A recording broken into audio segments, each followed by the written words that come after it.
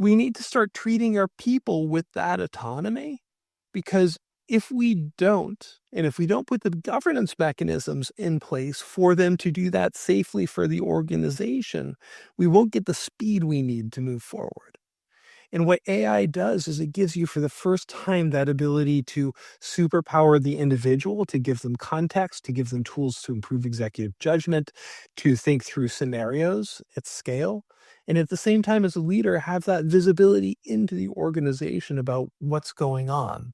Before we start, I want to thank our sponsor, Kyndryl, who runs and reimagines the technology systems that drive advantage for the world's leading businesses. With a unique blend of AI-powered consulting built on unmatched managed service capability, Kyndryl helps leaders harness the power of technology for smarter decisions, faster innovation, and a lasting competitive edge. You can find out more about Kyndryl at kyndryl.com.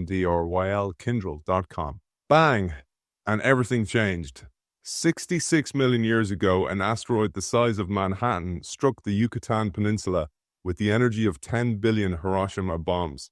Massive clouds of toxic dust blotted out the sun, cooled the planet, and generated torrents of acid rain. Within weeks, 75% of Earth's species were on the road to extinction. One of those was the ammonite, and it was the exact opposite to our friend, the octopus. A little teaser for today's episode today, because why did the octopus survive and thrive and continues to keep on thriving? Our guests today are going to tell us about that. They are the authors of a brand new book, AI and the Octopus Organization. We're joined by both authors, Stephen Wunker and Jonathan Brill. Welcome to the show. Thanks so much for having us. Good to be here. Great to have you both on the show. I don't always get to cover books that are just out. And the other reason I covered this was because I was supposed to cover one of these guys' older books, and then they pop out this brand new one as well. So thank you for that, adding new books to my list as well. I set us up there about the ammonite versus the octopus. Maybe one of you will tell us what the hell I was talking about. 300 million years ago, the world was obviously a different place. And that's when the octopus started to evolve into the way it is today. It doesn't have any strong natural defenses. It doesn't have a shell. It doesn't have big teeth. It doesn't have any of the things you would kind of think about as a way to defend itself. And yet, for the last 300 million years, after species after species after species has gone extinct, it hasn't even had to evolve to thrive. In fact, in our age of climate change, it is thriving more than ever. And so the question we started to ask ourselves is, what can we learn from the strategies of nature? What can we learn from the strategies of the octopus to change the way we think about resilience, innovation, performance, agility in our organizations? One of the things that comes to mind then is when you're reading this intro, you're thinking to yourself, well, digital was probably a big bang. The internet was a big bang. But today we're seeing an exponential big bang with AI. And that's the context into which you entered the book. Absolutely. We're seeing a nuclear chain reaction of innovation starting to occur. And it's hard to even imagine what this looks like 10 years from now, which means that it's hard to do long-term planning unless you plan in a really different way. We see analogies in what people are doing today. You would not have high-frequency trading firms without AI. You would not have digital advertising marketplaces without AI. You wouldn't have analyses of patients' telematics as they're outside of the hospital without AI. So they might well need to be kept as an inpatient. This is not futurism. This is right now. So we have to think not just about this very narrow vision of replacement of humans, but what is now possible. There are plenty of examples out there in the real world today where companies have shown what they can do. I think the difference, right, the big thing to think about is that AI isn't about automating jobs. It is about automating tasks so that we can automate workflows. And it's about that shift, right? How do we replace entire workflows with things that are better so that our people are freed to do the work that creates value as opposed to checking the boxes and conveying information and trying to remember what the heck they did 9 months ago. I think that point is the biggest thing that we've all experienced, the digital revolution when digital came along and people just basically put websites up and they just digitize their existing processes. Yeah. Stephen, I know you worked with the great Clay Christensen. He called it cramming. But AI is being used the same way, where we're not changing the underlying architecture. And this has to happen. You talk about where most organizations sink before they even start, which is organizational debt. People are very concerned about technology debt, right? We have 23-year-old machines. We're running our ERP on Fortran from the Vietnam War, whatever the issue is, right? But what I think we miss more deeply is the organizational debt that we face, right? That to gain from artificial intelligence, to get the real benefits, what we need to do is profoundly change the way that we enable our people to work. And it's in that culture shift. It's in that process shift. It's in the incentive shift that you will see the difference between failure and success. In 2 years, everybody will have made many of these transitions. That's not going to be the differentiator. It's whether you have made the human transitions, not the technology transitions, that define the difference between being mediocre or maybe worse with all these new technologies and supercharging your potential. There's this disconnect that was already present between how we formally organized our companies and how we actually behaved. If you look at an org chart, that is a relic of the 1850s when those things were created. And that is not actually how work gets done. It occurs across these different pyramids in the organization. Rarely is that charted out. AI is a great opportunity to chart it, but to rethink it and to look at the bottlenecks and the constraints where things are suboptimal. It might be timing, it might be people's attention, it could be suboptimal decisions. Where can AI alleviate all of those pain points? One of the best capabilities of AI, but one the least talked about, is the ability to get the right data to the right people at the right time. Now, that can empower the front line. It can revolutionize a middle management job. It can transform senior management meetings. But we have to proactively think about that rather than starting with the technology. Let's start with the problems we have and how we organize. Then so much is possible as we rethink things. In the book, chapters 2 through 5, you showed the 4 pillars of the Octopus Organization based on the biological traits of the octopus. I love the 8 arms part and how each of the arms actually has a brain, and then there's a central brain, and how it's just beautiful for decision making and how this decision making gets distributed in an age of AI, because the people at the edges are the people closest to the information. And up until now, there's been an asymmetry between power and knowledge inside an organization. Let's share that, because if there's nothing anybody else gets out of today's show, it's that, particularly if you're a leader, because you've worked in Bain, for example. Jonathan, you've worked as a consultant as well, that so much of the knowledge is in the organization, but it's just stuck and it doesn't have a way of getting to the top. Jonathan pioneered the idea of the Octopus Organization back in 2022 at South by Southwest. He was talking about mainly the RNA and how you have radical adaptability. And then we started looking, as we started conceptualizing the book, at what else makes an octopus weird. And there's actually a lot, which is how you frame it in the different elements of those chapters. So the fact that it has 9 brains makes it a great analogy for distributed intelligence. But it also is a secret to how an octopus can thrive without any real natural defenses in this hyper-competitive, dangerous environment that it's in. You have 8 arms, and they could be doing 8 independent things. They're all sensing and thinking and acting on their own, and yet with complete contextual awareness about what's going on. Now, this is what an organization needs to act like if it is going to be hyper adaptable and hyper responsive to the changes with the meteor strike of AI.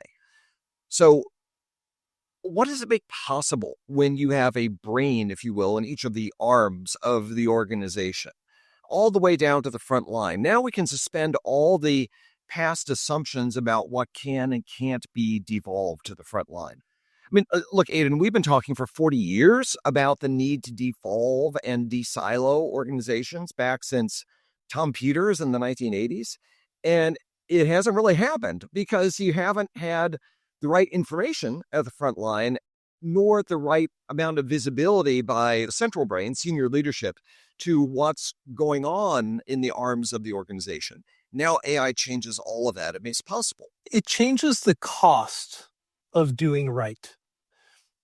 I spend more of my time looking at the psychology of management and less on the operational transformation tactics. And what strikes me the most about organizations is we've talked about psychological safety. We've talked about becoming more innovative. We've talked about being more agile. And there are two reasons that hasn't happened. One is it's been too energy intensive for managers to put 2 hours a week into their 40 employees and then do their 40-hour-a-week job. AI allows software to do 80% of that work for you. But the second thing that we don't talk about is maybe it wasn't a good idea for you as a leader to convince your secretary that they could be a corporate vice president.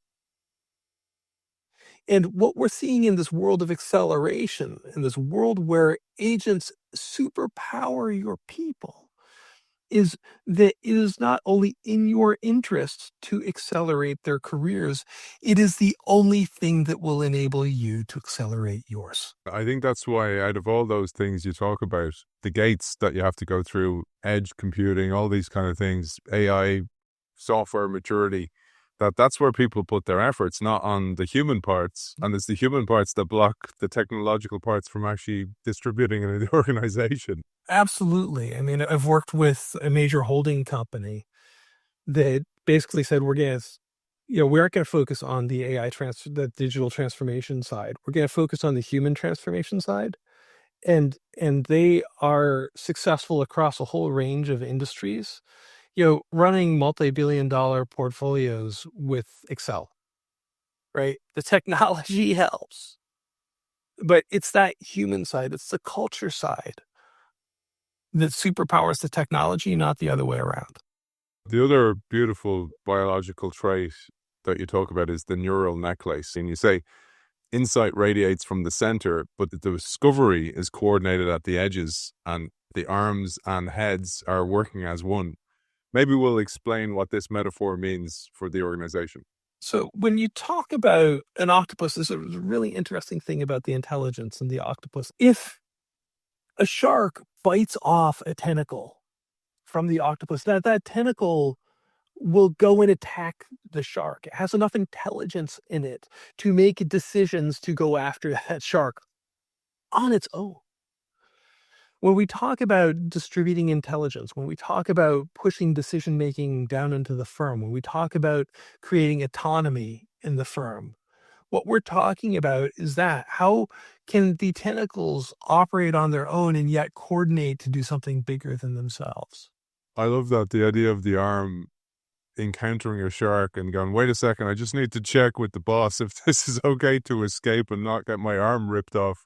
Because that's actually what happens inside organizations, Stephen. Jonathan and I have an article out this week in Top Sales Magazine, which is the leading publication for that sales profession. And we talk about how AI makes possible close to segments of one, at least going from 3 to 5 segments to 50 plus. And in fact, it already has done this in industries like mobile gaming. You can do that because you start to de-silo things like marketing and sales. And you develop very detailed profiles on the customer, on their context, on the cues. You can get a very clear picture about what is going to be important to them. And then you can create marketing materials that are very bespoke to their needs, which is what mobile gaming companies do because they have all this data and they operate in this real-time environment. Now you can bring this to hyper-complicated B2B sales environments even. So you've de-siloed these operations. Now, look, this opens up a lot of questions around who's going to do what and where are the decision rights lying and how do you create the necessary competencies. So it opens up a whole other series of questions. But it creates this remarkable capability if you can start addressing those human obstacles to change to super turbocharge your sales and marketing organizations. That's just one example of that neural necklace, creating this fluidity of information that you just didn't have before AI could bring structured, unstructured data. I love that you call out, again, the human aspects that block the change. So two gremlins that are liable to gum up the works are groupthink and analysis paralysis. When you do get the organization acting as one brain, not one voice. People can freak out when you have a lot of information being presented to you. And so either you gravitate to one easy, commonly understood framing of the marketplace, which is wrong in a VUCA world. That is a very dangerous thing to do. Or you freeze because you have so much information. And that is incredibly wrong when you have this hyper speed of transformation in an industry and in the broader economy. So we have to name the dangers to be able to defeat them.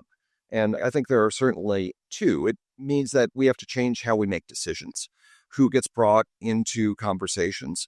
We need to change our comfort level with uncertainty. We need to insist as managers that we're presented with multiple options, and we often take multiple options, probably at different levels of investment. But you have to think about your portfolio of options and not your one big bet, which is a hyper dangerous thing to do today.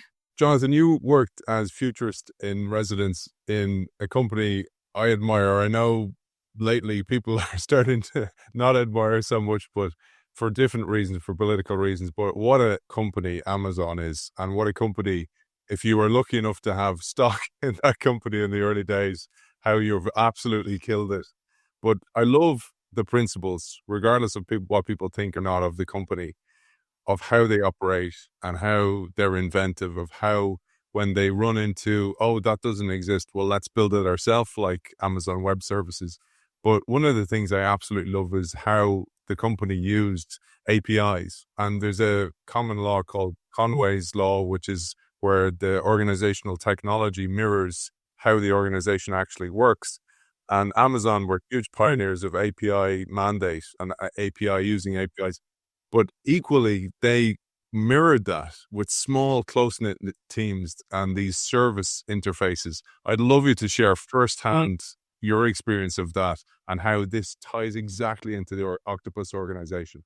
It was a deep insight for me. I worked on data centers in the 90s and 2000s quite a bit. And what was interesting was how Amazon kind of got this idea of virtualization together, and that you don't have one application on one server, that starts to spread these things across devices. And there was an insight in there, I think, that defined how Amazon operated, which was that you could have these independent clusters, right? These neural clusters in the organization that could operate very differently, operate on whatever software stack, operate with whatever way of working that the leader thought was appropriate, as long as everybody else's code, as long as everybody else's processes could jack into that team. And so I think there's a lot of wisdom in here about how the octopus works, right? That the octopus has these neural nodes that operate independently. And just to clarify what I was saying before, it's not that the octopus asks if it can get its arm bit off. If the octopus gets its arm bit off, the tentacle on its own, no longer attached to the octopus, will attack that shark. And so what I'm suggesting is the level of autonomy, the level of independence that you give your people gives them an ability to innovate. When you look at special forces operators in the military versus infantry, right? Especially in the UK military, the British military. What you'll find is that the enlisted men and the general, they don't have a sense of seniority in the way that you might a CEO and an intern. They operate at the same place, they eat at the same mess. And the reason behind that, and I had a special forces planner who used to run my strategy capability. And, he'd never quite say what he did. But what he would do was say where he was. Now, imagine if you're operating 250 people, 24 hours a day, 7 days a week on the border of North Korea. Just imagine what you're doing every night. Now, imagine for a second what happens if you get caught or anything goes wrong. Whatever the general said you should do is irrelevant to the international disaster that's about to occur. My point is, we need to start treating our people with that autonomy, because if we don't, and if we don't put the governance mechanisms in place for them to do that safely for the organization, we won't get the speed we need to move forward. And what AI does is it gives you for the first time that ability to superpower the individual, to give them context, to give them tools to improve executive judgment, to think through scenarios at scale. And at the same time, as a leader, have that visibility into the organization about what's going on. In the Navy, it's the shift from what we call kill chains, where, the president says something, therefore the admiral says something, blah, blah, blah, blah, blah, down to the swabby, right? To the swabby sees something, takes an action, it impacts strategy. Right? In the world that we're moving into, we're moving from what the Navy calls kill chains into what the Navy calls kill webs, where the person closest to the action, who has the information and the capability to make a decision, or in the case of the Navy, increasingly, I believe, the software, they need to have the decision right to take the action. How are you going to do that in your organization? That's the big question of the next 5 years. There's a great counterexample that comes from the Navy, too. Around 1900, Navy captains had a tremendous amount of authority to go out there and basically enact the admiral's orders. Go out on the high seas and execute commander's intent. And by 1930, that autonomy had almost entirely vanished. And it was due to one form of technological progress, which was the radio. Because the admirals could give orders, they did. And that's human nature, right? We all think that we know best and we're going to give the orders. You could use AI for that, to get tremendous visibility into what's happening at the front line and then be barking orders all day long. And that is not the spirit of the Octopus Organization. That is going to lead you to be an ammonite, to be this very slow-moving, fossilized relic fighting yesterday's battles and not being responsive to what's happening today. So let's just be aware of our human natures and realize we have to act in a contrary way. There's a meditation I do, and it's called heart-brain coherence. The whole idea is that you sync your heart and brain. And I thought of it when I was reading the book, because first you talk about the importance of the 9 brains, each limb having its own brain and the central brain. But then you talk about the beautiful concept that I didn't know about the octopus, that it has 3 hearts. And I thought about how the brain and heart working together creates this ultimate adaptable organism that, if that's adapted by the organization, it can at least thrive for a while in these rogue waves, in these treacherous waters that are in the business world today. Let's share this beautiful concept of the 3 hearts and what each of them do and how it reflects the organization. So an octopus has different hearts for different purposes. It has a heart to pump its blood. It has hearts to power its gills. And it can direct energy to the different hearts depending upon the needs. It can even give itself a heart attack, which is just astonishing, so that it can just have maximal energy to do what is necessary in the moment. Organizations' hearts are their processes. Sometimes they're articulated, sometimes they're invisible, and therefore we call culture. But they operate, or should operate, at different speeds and for different purposes. So we define 3 of them. There's the analytic heart. Most organizations, particularly the larger ones, are pretty good at being the analytic heart. There's the agile heart of being entrepreneurial and flexible. And usually, the bigger the organization, the worse they are at that. And then critically, particularly for AI, there's the aligned heart to make sure that people have a common purpose. They have a clear vision about where things are going. They feel that the organization is not out there to cross them, but they're sort of both functionally and emotionally aligned on what needs to get done. And with all the dislocation that AI plus everything else is creating in organizations, you need to have that aligned heart. So think about what are the different hearts you need for different purposes, and then really take stock about how good you are at each and whether people know the rules of engagement for the different purposes. In a particular meeting, is this more about analysis? Is it about agility? Is it about alignment? Sometimes it's all three, but you need to have a sense about what the weighting is in order to hit the right notes to make sure that people interact in the right way, but also that they listen to the messages the right way too. One of the examples, because you called it out there, the difficulty for a large organization to have an agile heart. But an example you give in the book is L'Oreal, which is a massive organization. Maybe we'll share how they engage the agile heart. I could not believe this when I interviewed a friend of mine who works as an executive at L'Oreal. So this is the world's largest cosmetics company. It's enormous, tens of billions of dollars. They can go from concept in a conference room to product on shelf in 6 weeks, which is just breathtaking. The reason they can do that is because they have to. In the cosmetics world, trends go very, very quickly. And so you have to be responsive at that rate in order to thrive. And so then they've developed all the muscles around that in order to be able to do so. The world is picking up for all of us in terms of its rate of change. Maybe we don't need to go from concept to product in 6 weeks, but it's definitely going to be a faster time frame than it has been historically. So we need to think a little bit like L'Oreal. How do we optimize our systems to operate at that rate rather than hope the world optimizes to our internal clock speed?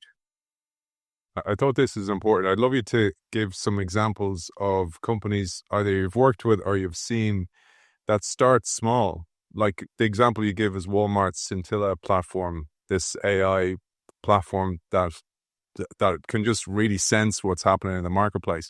But maybe some other examples of what you're seeing out there would be great, just so people can see you don't have to be massive. You don't have to have huge pockets to get started. You can get started in a smaller way. The realities here are these, right? Companies like Lovable, which does vibe coding. You can explain in English what you want a website to do, what you want a piece of software to do, and then AI will write that code for you to give a sense of speed, of scale, right? You can explain, I want this website to do so on and so forth, maybe in 15 minutes. And it will write the code. It will give you a web page and so on and so forth. It'll take another couple of hours to jack in all of the APIs, get everything tested, so on and so forth. But when you think about what had to happen before, right, you had to explain what you wanted. Some client manager would listen to what you said, write it down wrong, give it to an artist, a designer who would make the wrong thing, give it to a coder who would then make the wrong thing, and then you would get to pay to do it over again. And 6 or 8 weeks later, or 6 months later, you might have a product that kind of did what you needed, and the market would have changed. Now for, call it $100 a month, as a product manager, you can do that yourself. Now, will it get there 100%? No. Will it give everybody on the team everything they need to do it right the first time in 3 days? Yes. What we're talking about is that shift in mindset, that shift in workflow. Like we said before, I don't think that makes all the jobs go away. I think everybody's going to do this approximately at the same time, and therefore everybody needs to do 10 times as much work with the same number of hours. So the question that we need to ask is, how are we going to do higher quality work faster? How are we going to innovate harder? How are we going to push that capability, those rights to make decisions down into the firm? Because unless we allow our tentacles to explore and take action faster than we can tell them what to do, like the navies of the early Second World War, we will be sunk. Let me give you an example from my work, New Markets Advisors, consulting firm I run. We're about 15 people. So we have not changed our headcount. We do a lot more now, and we do it a lot faster. We have a consumer healthcare client. Previously, we might have created concepts with them based on some in-depth market research. Now we can sketch out what these concepts will physically look like if they're devices, for instance. We can get an engineering schematic for different ways that this might work, whether it's mechanical or electronic. We can get a rough bill of materials on the costing. We can get a rough regulatory analysis around where it might be easier to bring to market, at least in a test market sense. Now, is that going to replace an industrial designer or a lawyer in the end? No. But it's going to allow us to winnow down concepts a lot faster than we could before. So there's going to be a lot fewer dead ends that we run into. And when we finally do the turnover, then they're going to be able to devote their energy and their very high cost labor to the things that are the most promising. And we can do this all so much faster than we did before. So, you typically think of cheaper, faster, and better. And so much of the world is focused on cheaper. Yeah, I mean, in some instances, sure, cheaper. But there's a whole lot of faster and better that people are just starting to broach the possibilities of. To me, I think that the interesting thing about so much of AI and workflows is you're suddenly getting all three: faster, better, and cheaper. And that's what people are kind of missing, is that it's no longer an A plus B equals C equation. You can put all three on the same side. Let's share, Jonathan, as well, what you're working on, because you're working on a product that actually can do what Steve is doing, but for the individual. So if you have an idea, you can really move fast to market and actually see, do you have a patent on your hands? I'm the head of invention at a company called Deep Invent. And one of the things we're doing is reinventing the patent workflow. And it's stunning when you think about how patents are created and why they're created today. So we create patents to create a monopoly around area of invention. When we do it today, right, we do it typically after we have an idea that we think has market value. So you're 6 or 9 months often into an invention process before you file a patent. And the reason is that it often costs about $500,000. You've got to get an applied inventor or engineer, maybe some scientists involved. You have a product manager who's figuring out what the product opportunity is. You have patent lawyers. And, so you're 6 or 9 months into this thing and you haven't protected your area of invention. What would happen if your mom could have an idea on Tuesday, say, I have a problem in my quilting circle. And then AI could say, okay, well, that's interesting. Here are all of the companies that kind of deal with stuff around this space. Here is everything that's ever been written about this. Here's all of the scientific literature that's ever been developed. Here are some areas of invention that might be interesting to you.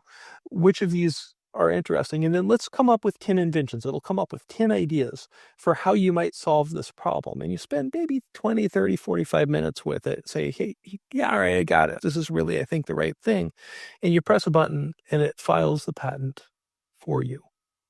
Now, what's interesting about what we've done at Deep Invent is our last rev of the software, we actually had the AI tools write the software, figure out what was useful, file the patent themselves, in this case through our attorney, because you had to do that because the government's not caught up to this idea yet, and file its own patents on inventions it had created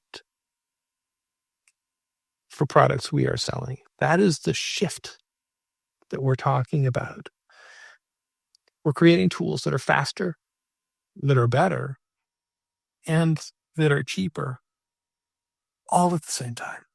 It's an incredible opportunity. I want to share one thing. I can't let you guys go without sharing, because I want to show you have the scar tissue of what it's like to have an organization block your ideas. That's why I wanted to tee you up with the idea of deep invent, because back in 2009, you both have the experiences of this, and it's probably why you do the work you do today, to try and prevent people experiencing the frustration you had. So another great company you worked in was HP, Jonathan. And then I'm going to come to you, Stephen, and talk about Scion.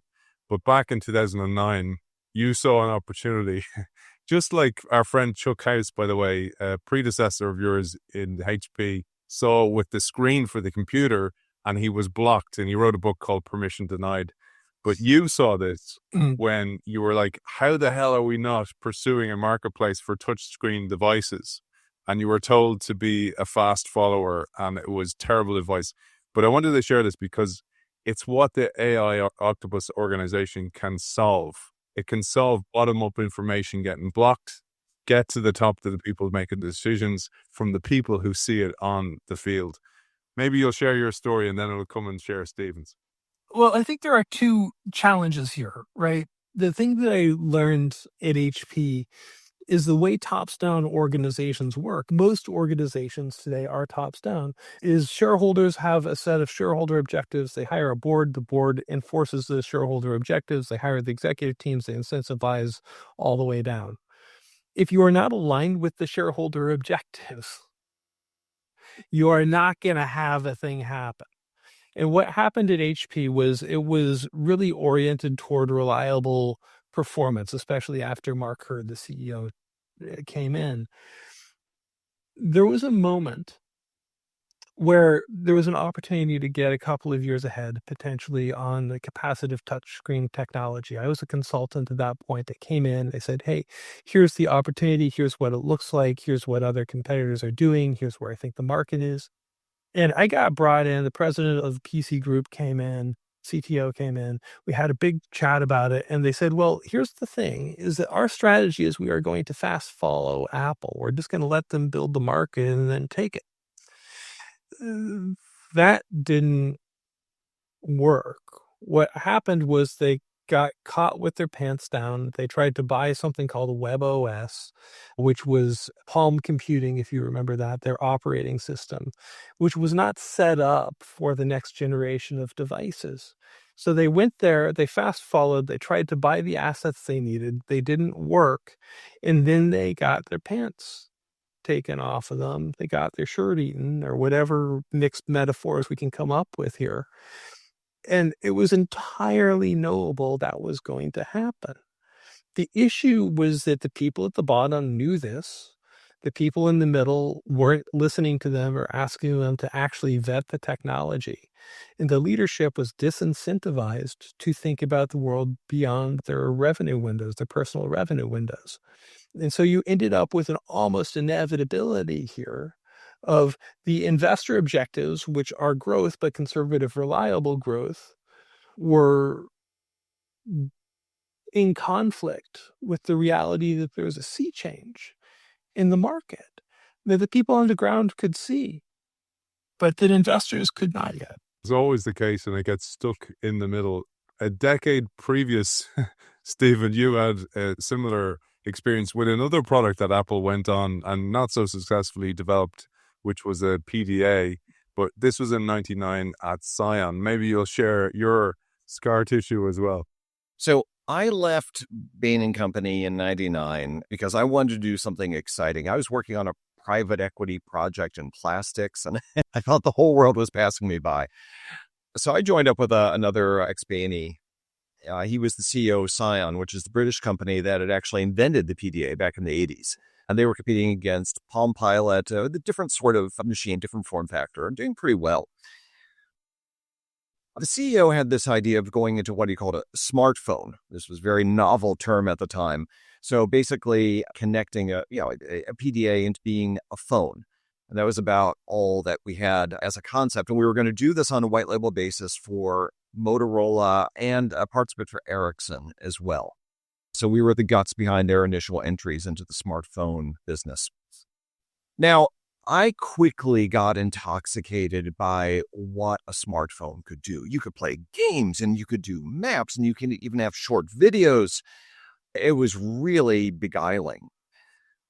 And so we started developing a pretty high spec device that could do all these things based on components from elsewhere, but integrating them together for the very first time. All the while, there was this lone industrial designer on the team who said, hey, how about we just have a basic phone, but with a keyboard rather than just a numeric keypad? And I said, oh, you simpleton, you. No, we can do far more glamorous things here. And so he broadly was ignored because we were entranced by this high-end device and the demands of our big, demanding customers. And we wanted the prestige. So it was the culture, it was the classic innovator's dilemma track of being trapped by what our big, demanding customers wanted. And sure enough, we developed all sorts of dependencies on components. There was a critical software supplier that let us down in terms of the data connectivity with early mobile networks. And that was a big, big problem. And it turned out that the industrial designer was describing what became the BlackBerry. Because those guys were working on the same problem at the same time, and they came out with the BlackBerry, and they cleaned up, and they dominated the smartphone business for 7 years until the iPhone came out. So I took away some lessons from that. For one, listen. Secondly, for heaven's sake, read Clay Christensen. I didn't read his stuff until the weekend before I interviewed, with the great man. And then I smacked my forehead and I thought, oh, I was such an idiot for not reading this stuff beforehand, because that's exactly the trap that I fell into. And then, yes, have a vision about where the market is going to go. And this definitely applies for AI, right? Have that futuristic vision, but have your priorities and your step-by-step route to get there. Way too many companies are at either end of the spectrum. They've got this gee whiz Jetsons version of the future, and then they have their very boring here and now, let's put a chatbot in for something and try to replace a human. And they're not thinking about all the steps in between. Had we done that, we should have been BlackBerry. We had every right to be BlackBerry. But largely because I was 30 years old, I didn't know the trap I had fallen into, and I learned from that experience. I think that's why we do the work we do, because that knowledge that you can learn from just reading an article or a book can change the lens through which you see, and you see something totally different. You see opportunity where others see threat or see nothing at all. It's why I love sharing brilliant work like this. We haven't even got near the amount that's in the book. There's a chapter on how do you create strategic serendipity. There's a chapter at the end, chapter 8, where the guys bring you as an organization, as a leader, through a load of questions to ask yourself and exercises to implant into your organization. Doesn't cost you money, cost you a bit of time, cost you a bit of reorganization of the organization as well to become an Octopus organization. Guys, let's share each of you where people can find you. I know you do keynotes. I know you do consulting. I know, Stephen, you do a lot of jobs to be done work. And of course, the patent work that you do now, Deep Invent, Jonathan as well, really valuable stuff. Let's share maybe Jonathan first. My name is Jonathan Brill. I'm a business futurist. You can find me at jonathanbrill.com. I do keynotes and workshops around the world. I'm in about 80 cities a year, so I might be near you today. And Stephen? Best way to find me is on LinkedIn. Please write. I do respond to all my emails, so I would love to just correspond and hear what you're thinking about all this. The company is New Markets Advisors, and you can find us in many places online. Authors of AI and the Octopus Organization, Jonathan Brill and Stephen Wunker, thank you for joining us. Thank you. Thank you so much. Thanks again to our sponsor, Kyndryl, and the Kyndryl Institute, with a unique blend of AI-powered consulting built on unmatched managed service capability. Kyndryl helps leaders harness the power of technology for smarter decisions, faster innovation, and a lasting competitive edge. You can find out more about Kyndryl and the Kyndryl Institute at kyndryl.com.